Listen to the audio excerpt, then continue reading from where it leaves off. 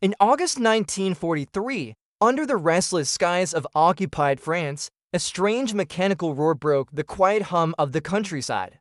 Farmers stopped their plows, soldiers looked up. Somewhere above the haze of distant clouds, a crippled aircraft was descending. The sound was deep, unfamiliar, not the high-pitched whine of a Messerschmitt or the quick barking tone of a Focke-Wulf. It was something heavier, more deliberate, as if an airborne machine from another world was fighting against gravity itself. Moments later, the colossal shape of a P-47 Thunderbolt emerged, its broad wings glinting under the late summer sun, its silver fuselage trailing smoke. The aircraft hit a field near Chartres, plowing through the earth before coming to rest intact. German sentries, bewildered, surrounded the machine. To them, it was enormous, a brute wrapped in polished aluminum. Within hours, Luftwaffe intelligence was alerted. A captured American fighter in such condition was a prize worth more than gold. Oberleutnant Hans Schulz, an officer from the Luftwaffe's Technical Evaluation Division, was dispatched from Paris to lead the inspection. He was a man of precision, a former aeronautical engineer before the war, who had studied the dynamics of propeller efficiency at Göttingen. When Schulz arrived at the makeshift airstrip where the Thunderbolt had been dragged, he paused before it, silent. The Americans had named this beast after a symbol of power, Thunderbolt, and it lived up to the name. Its radial engine bulged outward like a clenched fist.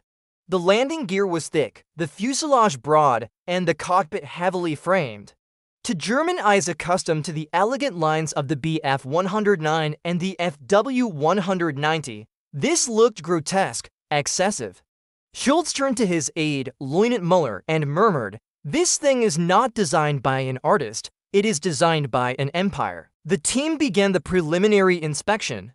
The Luftwaffe had captured enemy aircraft before, British Spitfires, Soviet Yaks, even an American P-51 prototype, but none quite like this. The P-47 was a revelation of size and construction. Its wings were nearly 5 meters longer than ABF-109's. The fuselage was large enough to conceal entire fuel systems, radio compartments, and oxygen cylinders that ran deep into the tail. The Germans carefully cataloged every detail, taking photographs and sketching the structural layout. Schulz dictated his first impressions into his field recorder. The American pursuit aircraft, designated Thunderbolt, appears unnecessarily large for single-seat combat use. However, it reflects a design philosophy rooted not in scarcity, but in abundance. Every element, rivet, bolt, panel, is executed with precision and without fear of material cost. Behind his technical language lay an unspoken truth: the United States could afford to build aircraft with excess. While German designers were forced to shave millimeters from armor plating to conserve aluminum, the Americans built fighters that seemed immune to such constraints. As they examined the cockpit, Muller noted the robust instrumentation. The control panel was cluttered but clearly marked in English. The oxygen regulator, radio transceiver, and reflector gunsight were all sturdily built. The Germans compared it to their own Revy-1 to D gunsight. Smaller, more refined, but fragile under sustained vibration.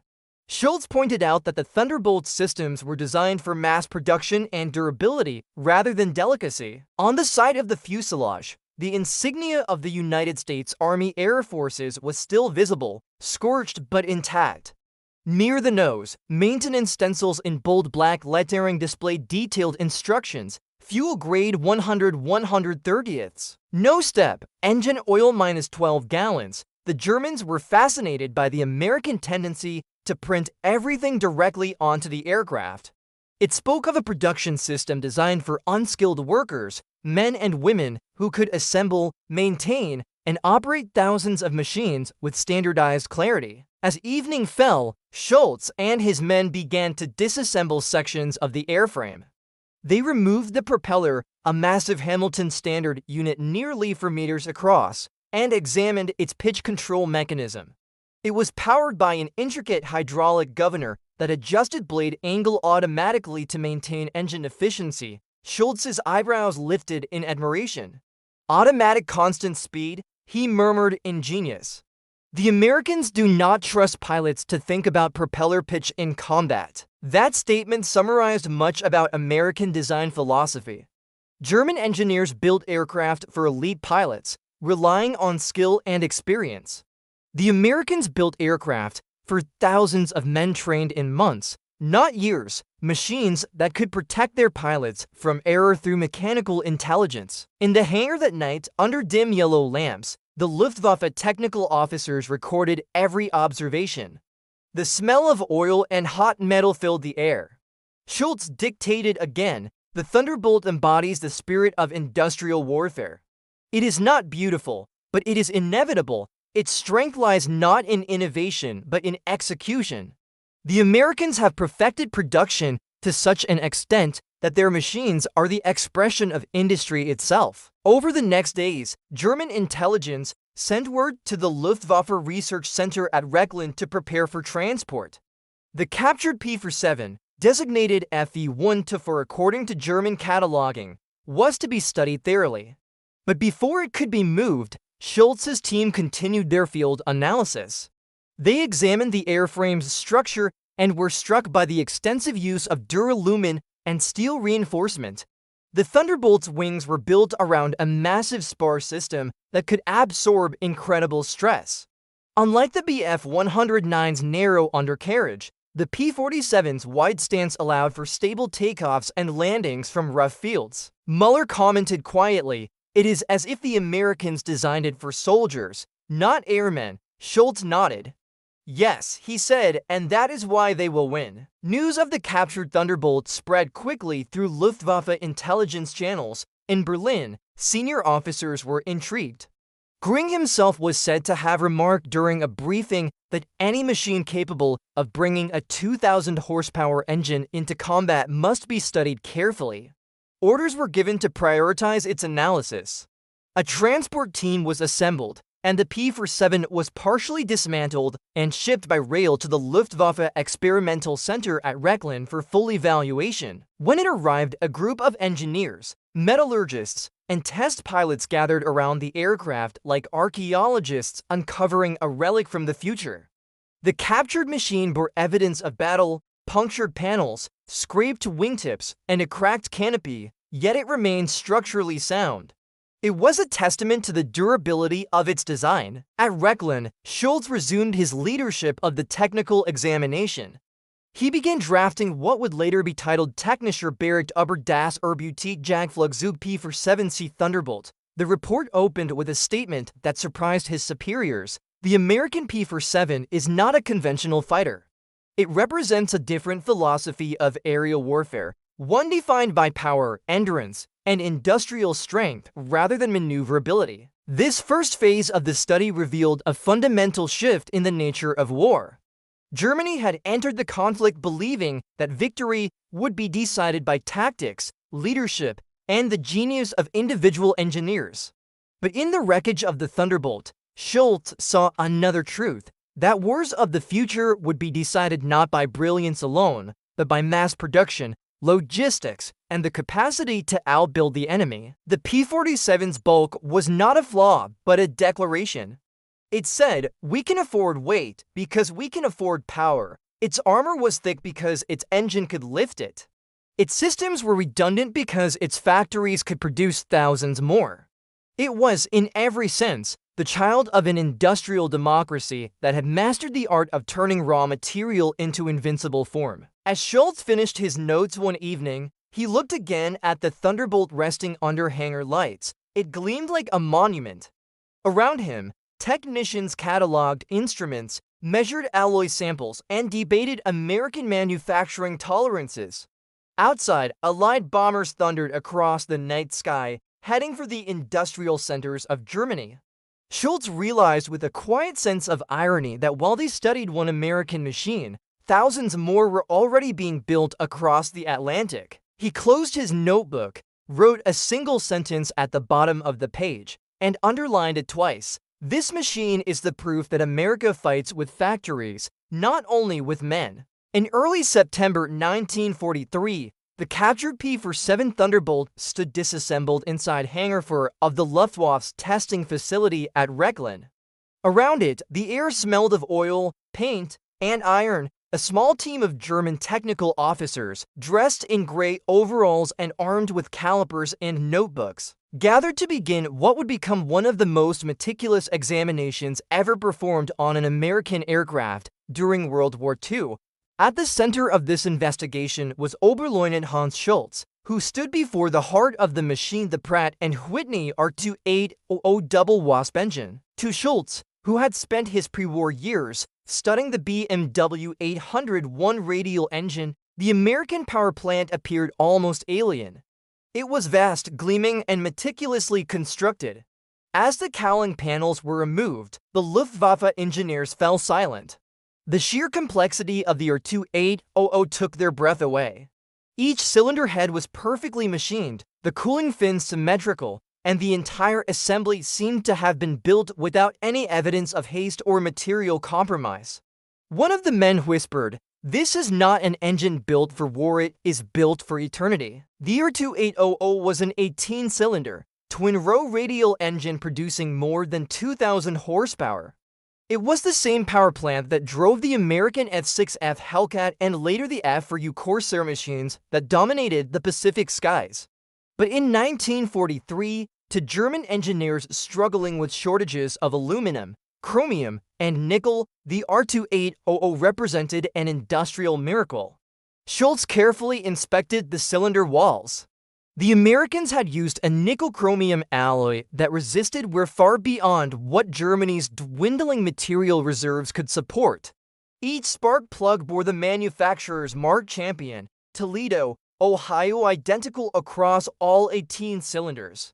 Standardization, Schulz noted, was a kind of genius. He dictated his findings. The Pratt Whitney R-2800 is a model of consistent precision.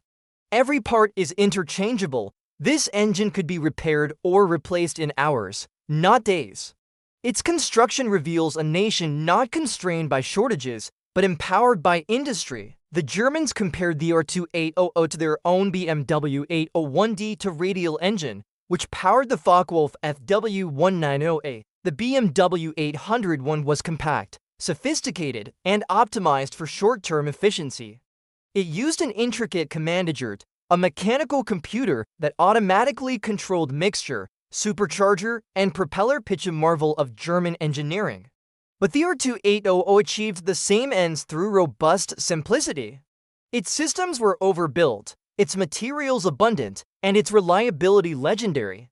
Where the BMW 801 might fail after 100 combat hours, the R-2800 could last twice as long without major overhaul. Muller, the young engineer assisting Schulz, pointed to the engine mounts. "They use reinforced steel tubing," he observed. "Not light alloys, it adds weight but also strength," Schulz nodded. Yes, the Americans build for endurance. They do not count grams, they count victories. As the team dismantled further, they encountered the ignition harness, an intricate spiderweb of high-tension cables that delivered spark to each cylinder with perfect timing. The insulation was flawless, even under heavy vibration. This system would not fail. Schulz examined the wiring and noted its heat-resistant coating. "They use synthetic rubber," he said softly, running his gloved finger along the insulation. "We use natural rubber, but our supplies are gone. This is what industrial power looks like." The more they studied, the clearer the contrast became between Germany's brilliance in design and America's supremacy in execution. The Luftwaffe engineers had prided themselves on ingenuity, on creating performance from scarcity. But the Americans had redefined engineering as a function of scale. Schulz wrote in his notebook, "We craft for performance, they manufacture for dominance." That week, the team conducted static tests. They reassembled the R-2800, connected it to fuel lines, and ran the engine under controlled conditions. As the starter whined, the massive propeller spun, and with a thunderous cough, the double wasp came to life. The entire hangar shook, flames licked from the exhaust stacks, and the deep, rhythmic pulse of 18 cylinders filled the air. German technicians stepped back in awe. This was not the sharp snarl of a Daimler-Benz 605 or the throaty growl of a Junkers Jumo 213. This was something primal, elemental raw American industry made audible. At full throttle, the engine produced a sound like tearing metal and rolling thunder. Instruments trembled. Schulz observed the pressure gauges, oil temperature stable, manifold pressure constant, minimal vibration, he said aloud. When the test concluded, he removed his headset and turned to Mueller. "You understand now why they can build aircraft this large," he said. "They have engines that make the impossible practical." After the test, the team disassembled the power plant once more. They weighed components, measured tolerances, and recorded data for Berlin. They were astonished to find machining tolerances within thousandths of a millimeter precision maintained across mass production. This was something Germany could no longer match. Bombing raids had fragmented production, skilled labor was scarce. Factories were relocated underground, and even the best German engines varied in quality depending on where they were built. Schulz included a section in his report comparing the Pratt Whitney R-2800 to the BMW 801. He wrote, "Whereas the German engine excels in compact integration, the American engine excels in consistency. It is designed for scale and survivability. The R-2800 can be produced by the thousands with minimal deviation. This is the future of warfare machines that do not depend on genius, but on repetition." During evening discussions, the engineers debated whether Germany could replicate such an engine. Theoretically, yes, but in reality, no. The alloys used in the R-2800's cylinder heads and crankcase were impossible to produce in sufficient quantities under wartime conditions. The Americans used vast quantities of high-grade aluminum and heat-treated steel. German metallurgists could only dream of such abundance. Mueller asked, "Do you think they know what they have?" Schulz replied, "They know, but they also know something more important. They can lose 100 of these and build 100 more by next month. We cannot replace one BMW 801 without robbing another plant." The report grew daily. Each component was cataloged: pistons, valves, crankshaft, supercharger impeller, exhaust manifold. The Germans were particularly intrigued by the engine's cooling system. Despite its immense power, the R-2800 maintained stable temperatures across both rows of cylinders. Pratt & Whitney engineers had achieved this through careful airflow design and fin geometry. Schulz's team noted that even under high power, the temperature differential between front and rear rows was minimal. This balance, they concluded, was the key to the engine's long life and reliability. As the analysis deepened, so did a sense of unease.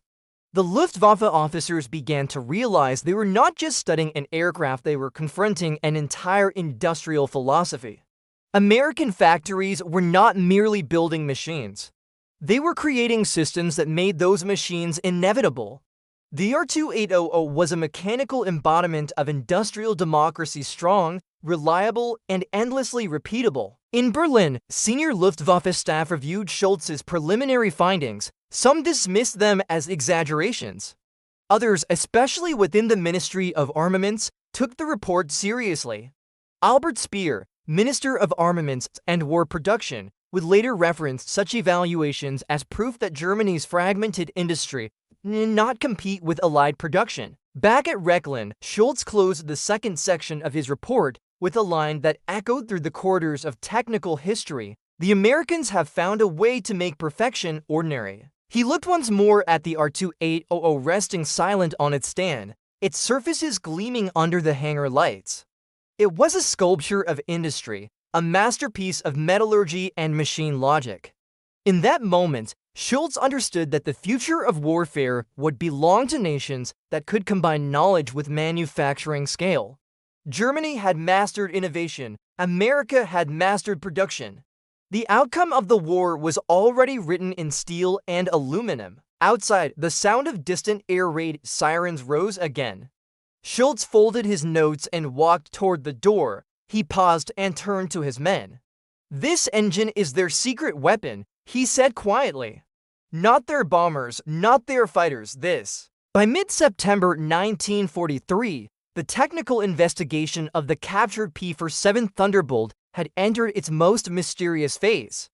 The engine had already astonished the Luftwaffe engineers, but now their attention turned to something even more complex: an intricate maze of tubing, ducts, and turbines buried deep within the aircraft's fuselage. It was here that the Americans had hidden the true secret of the Thunderbolt's unmatched performance, the turbo-supercharger system. When Oberleutnant Hans Schulz first saw the enormous ductwork running beneath the belly of the aircraft, he mistook it for structural reinforcement. But as his team traced the system's path from the engine exhausts to the tail section, they realized they were dealing with a technological marvel. "The Americans have built a flying factory," Schulz muttered.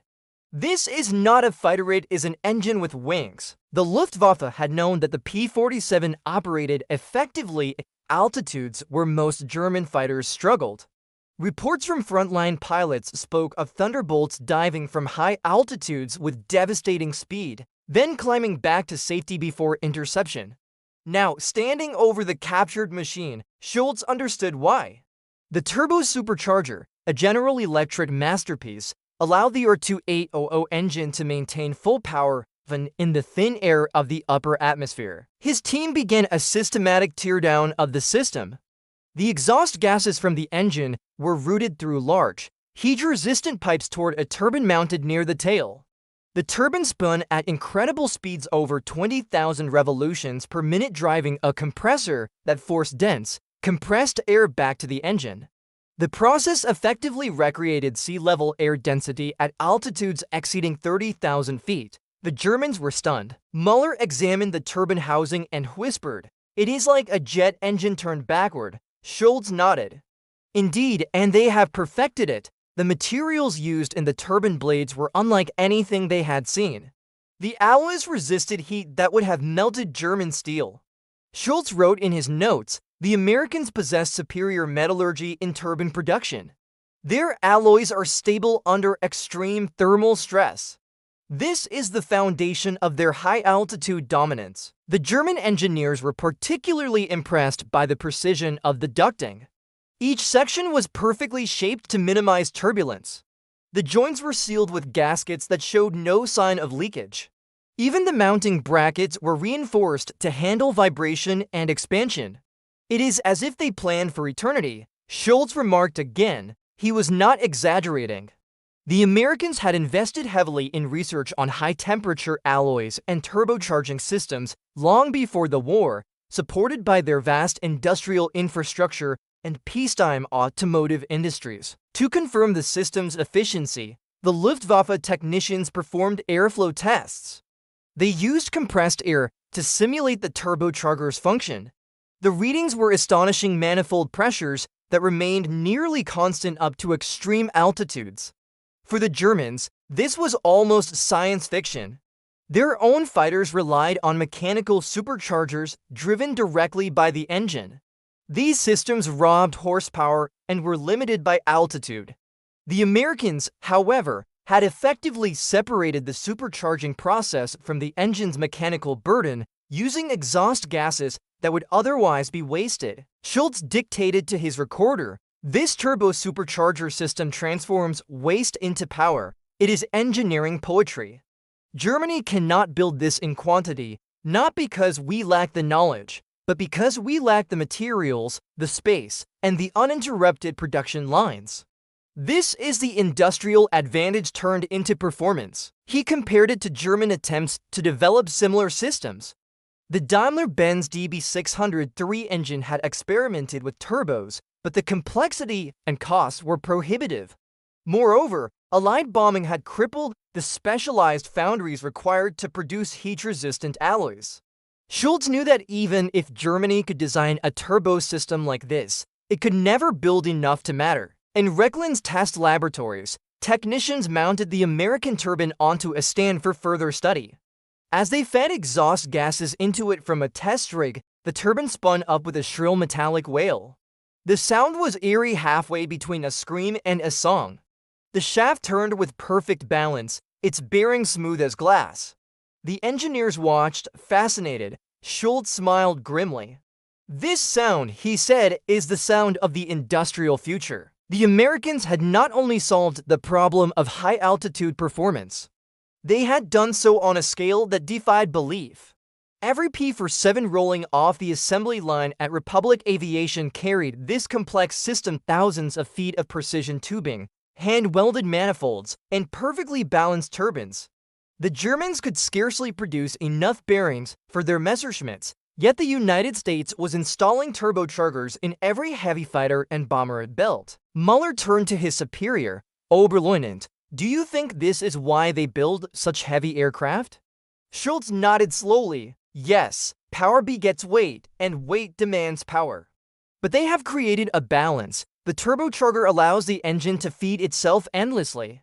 This aircraft can fight where oxygen is scarce, where our engines gasp for breath." He walked around the stripped fuselage, tracing his hand along the ducts leading to the tail. "They have tamed the atmosphere itself," he said.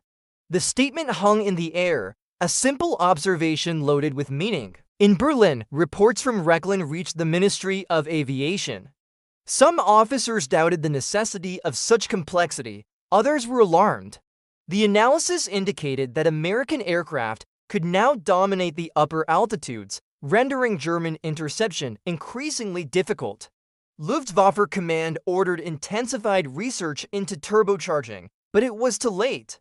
Germany's resources were already overstretched, and the bombing campaign was dismantling what remained of its industrial base. Meanwhile, Schulz's report became increasingly philosophical. "The turbo-supercharger is more than a mechanical device," he wrote. "It represents the triumph of organized production. It is what happens when an entire nation's industry functions as one machine.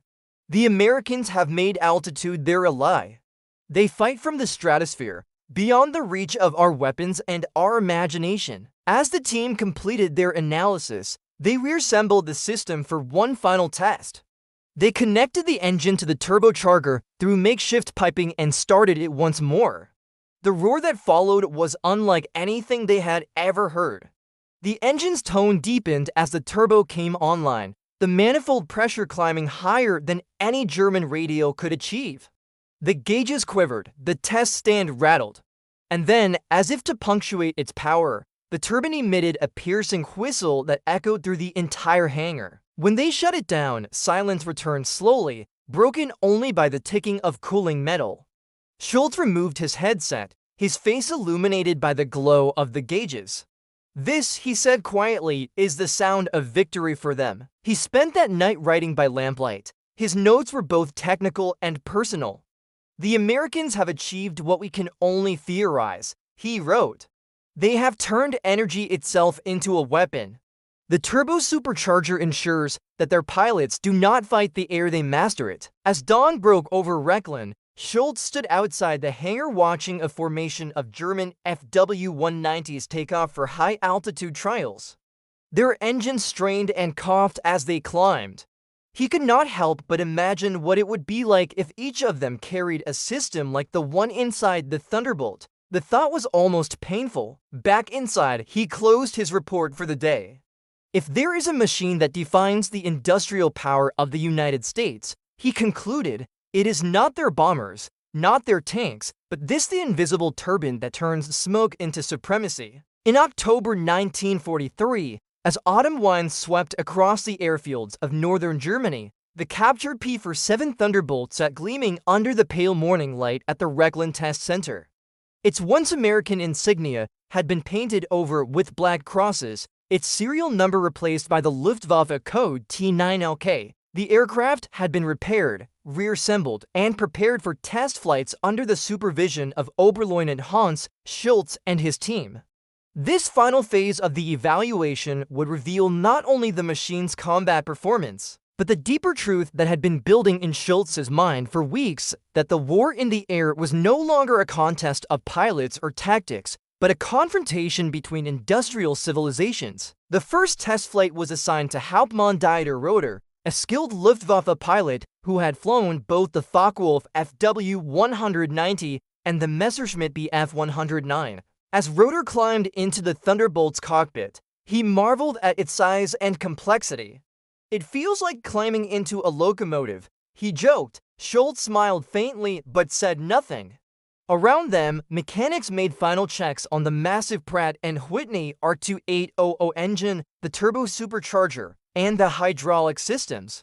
The fuel tanks were filled, the propeller spun once, and the ground crew stepped back. When rotor advanced the throttle, the engine responded with a deep, commanding roar.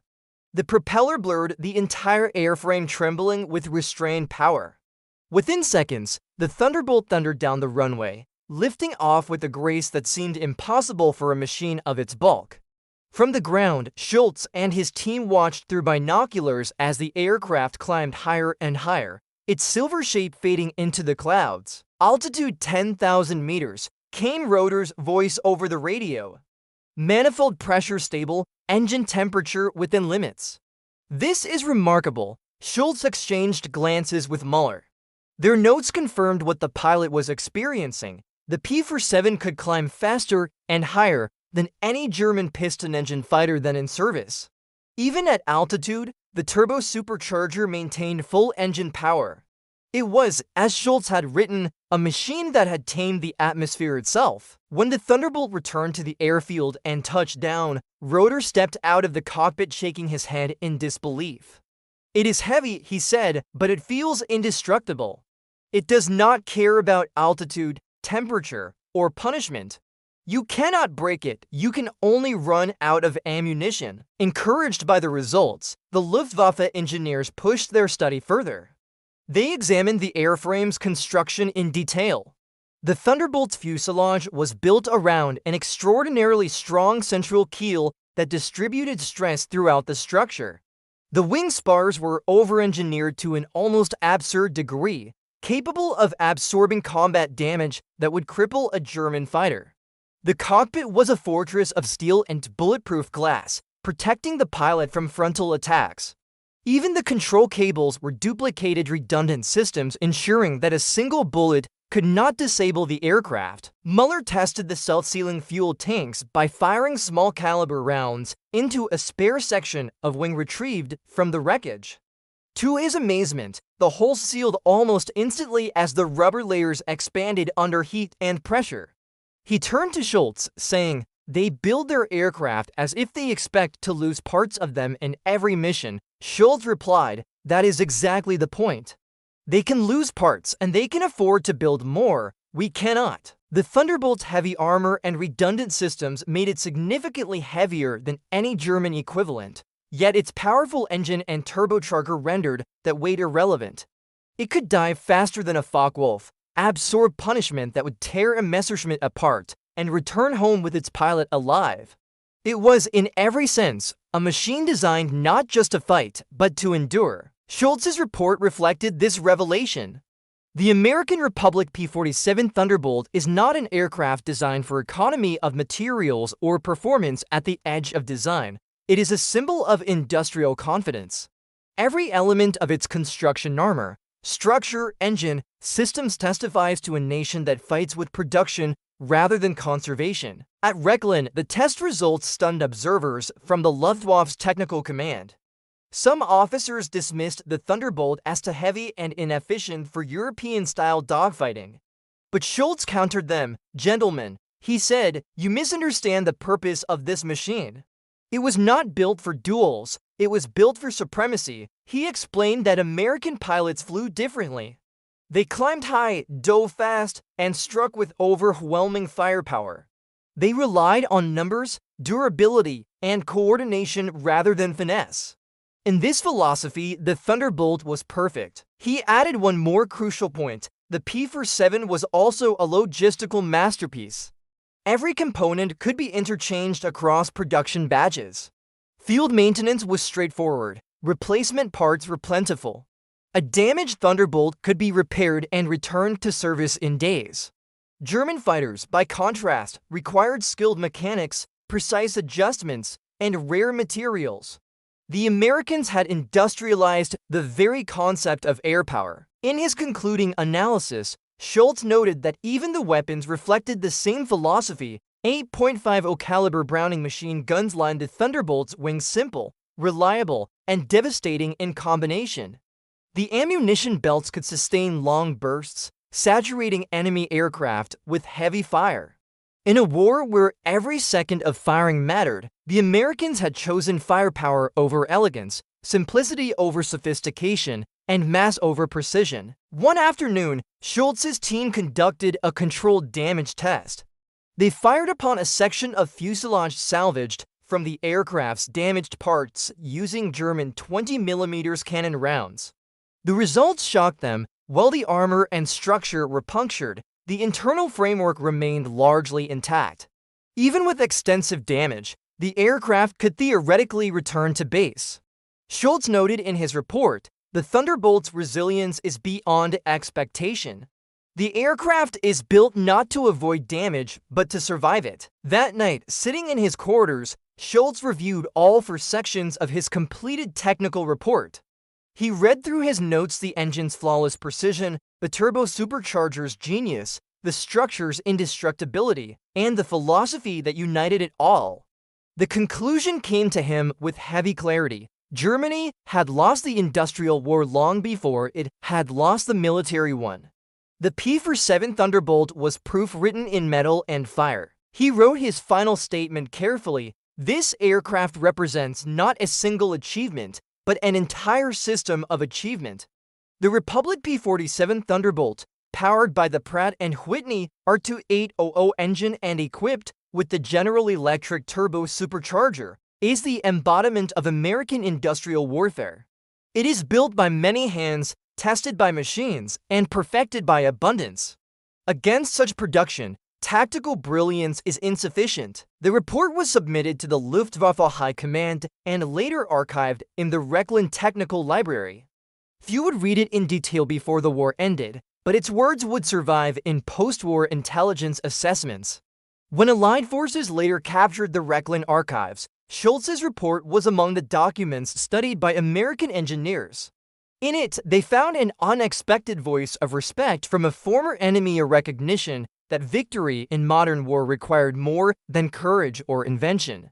It required factories that could turn steel into strategy. In the final weeks of 1943, as Schulz returned to Berlin, he looked once more toward the sky.